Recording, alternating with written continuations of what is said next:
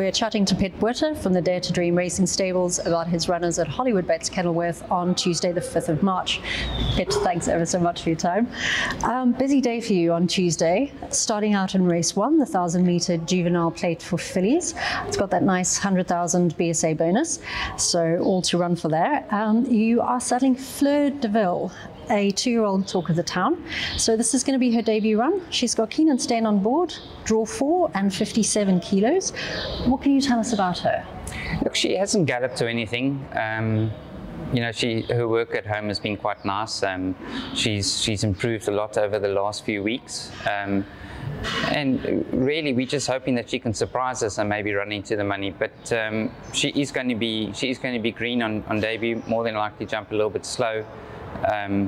So, you know, this run is really just an educational run, just trying to get her going in the right direction. So all we want is a very nice educational run with her coming back sound and happy and had a good experience. Lovely.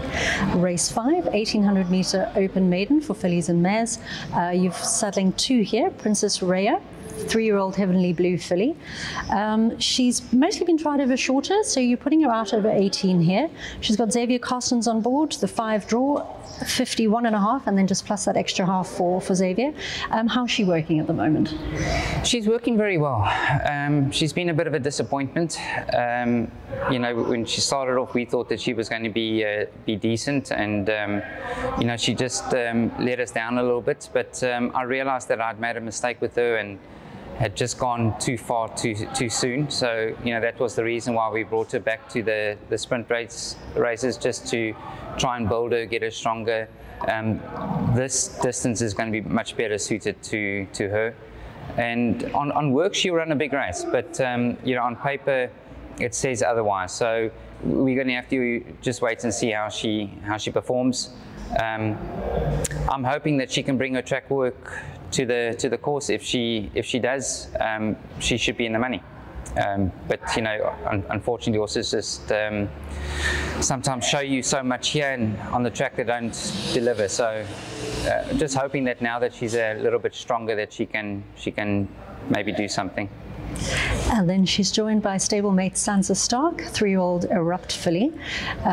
You've got blinkers on her, Richard Fourie on board. They've got the 11 draw and 60 to shoulder, so they're sort of towards the top of the weights. How's she going at the moment? She's doing all right. You know, she's never impressed at work. You know, she always just like goes through the motions and doesn't give away too much. Has had a little bit of a break. And maybe I've just gone that touch too far with her. Her comeback run, maybe a 1600 would have been better, but you know, I decided to give her a run in this race, and I think she might just need it that last little bit. But very hard to assess her because she doesn't give away a lot here. So she might just surprise us and run to her best form, and on her best form she should have a chance in this race. Realistically though, I just feel on what we've done at home, she could just need this run. Okay. Then race 8, 1,200-metre country championship.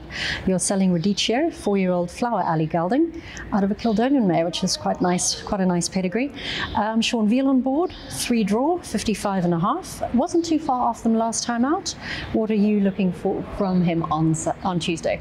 Yeah, look, I think he ran a cracker of a race last time, and he was drawn right on the outside and pretty much on the outside all by himself, and Sean eventually had to work his way across to the inside to come and join the other horses, and when he got there, he finished his race off very well. So with the 3 draw this time, he's going to have company all the way, and I think if he can run the same type of race that he ran last time, he's got to have a winning chance here. So we're just going to hope that the race all works out well for him, and if it does, on his work, his sprint up well, not his sprint up, his work up until now has been fantastic, and so expecting a big run from him.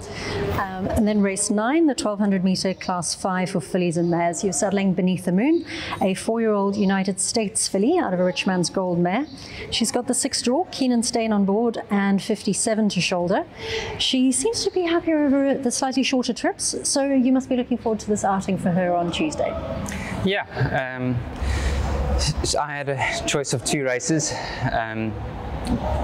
But you know, she's just not quite where we need her to be yet, and so we opted to go another run down the straight, and she has been running well down the straight so far. So just decided to go another run down the straight and hope that she can earn a check for her owners, and in the process continue to learn to settle and finish her races off well.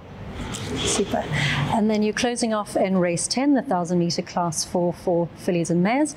You're saddling Easy Money, 3-year-old Botha Palace filly.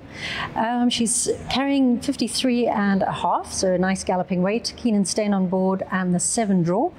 What can you tell us about her? Look, she's working very, very well at the moment. Her best runs has been over the 1000 meters, but both her last 2 starts she's been run off her feet and tried to make a comeback at the end of the race when the race was finished. So ideally I was actually looking for a nice 1200 meter for her, but this race came up. She's a tiny filly, so I didn't want to run her in a race where she's carrying too much weight. Decided to give her one more chance down in the 1000 meters and see what she can do. So on an improvement in work, I think she could maybe just surprise us and do something. If she had to bring that work to the track and she's not run off her feet too much early on in the race, then she will have a chance.